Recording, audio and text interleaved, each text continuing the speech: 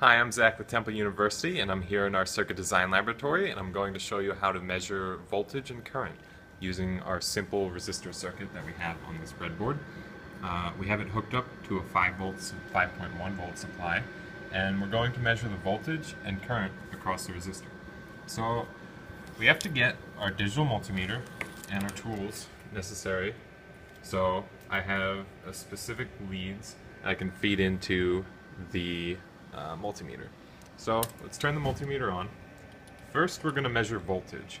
So ground goes to ground, black to black, and then since we're measuring voltage, we can read the symbols off and see it's got the little volt symbol on it, so it'll go into the top right.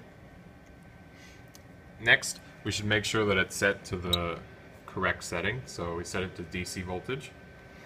And then finally we can connect our alligator clips to the circuit. When you're measuring voltage, it's important to measure it in parallel to the circuit.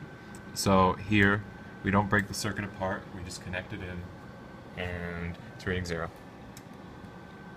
And it's reading 5.1 now. There we go, must have been a bad connection. Next, if we want to measure our current, we're going to have to measure it in series. So we'll take this off, turn off the power supply, and we're going to want to switch this from voltage down to current.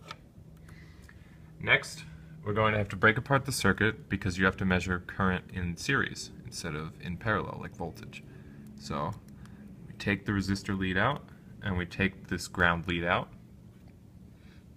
and let's connect this again. The red alligator clip going to the resistor lead and the black one going to ground. So the current will flow from the DC power supply through the resistor into the digital multimeter and then back to ground and then to the power supply ground. So if we power up, well, we should also set DC current, bottom left, DCI. So if we turn on the power supply, we have 5.1 volts, and we look at the digital multimeter, we can see that we have 1.5 milliamps. So this about wraps up our tutorial on how to use a digital multimeter. Thanks for watching.